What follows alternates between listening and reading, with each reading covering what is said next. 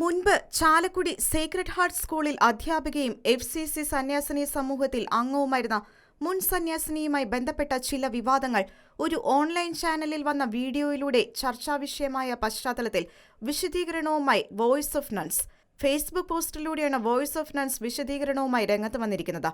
ഭാര്യയും 3-ാം ക്ലാസ്സിൽ പഠിക്കുന്ന മകളുമുള്ള ഒരാൾക്കൊപ്പം ജീവിക്കാനാണ് അവർ സന്യാസം ഉപേക്ഷിച്ചത് എന്ന പരാമർശത്തിൽ വോയിസ് ഓഫ് നൺസിന്റെ അന്വേഷണത്തിൽ മനസ്സിലാക്കാൻ കഴിഞ്ഞ ചില വാസ്തവങ്ങൾ താഴെ പറയുന്നവയാണ്. 2022 ഫെബ്രുവരി 17-ന് പ്രസ്തുത സന്യാസിനിയെ കാണാതാവുകയും അതേ തുടർന്ന് അധികൃതർ ചാലക്കുടി പോലീസ് സ്റ്റേഷനിൽ മിസ്സിംഗ് കേസ് രജിസ്റ്റർ ചെയ്യുകയും ചെയ്തിട്ടുള്ളതാണ്. തുടർന്ന് സന്യാസിനി തന്നെ താൻ മറ്റൊരാൾക്കൊപ്പം ജീവിക്കാൻ തീരുമാനിച്ചിരിക്കുന്നതിനാൽ സന്യാസ ജീവിതം ഉപേക്ഷിക്കുകയാണ് എന്ന് സുപ്പീരിയർമാരെ അറിയിച്ചതിനെ തുടർന്ന് 2022 മാർച്ച് 9-ന് സന്യാസ സഭയുടെ നിയമപ്രകാരം അംഗത്വത്തിൽ നിന്ന് വിടുതൽ കൊടുത്തിട്ടുള്ളതാണ്.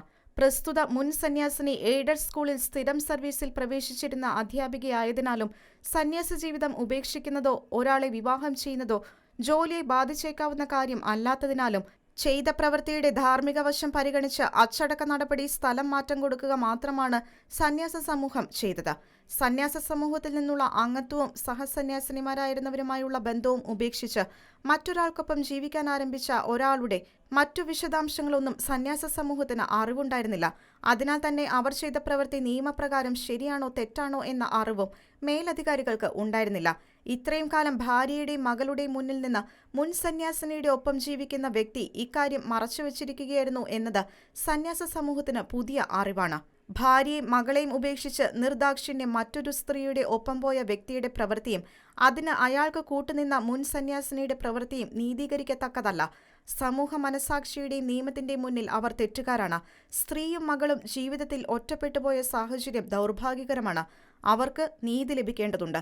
നിശ്ചയമായും നിയമത്തിന്റെയും നീതിപീഠത്തിന്റെയും സഹായം അവർക്കുണ്ടാകും എന്ന് വിശ്വസിക്കുന്നു.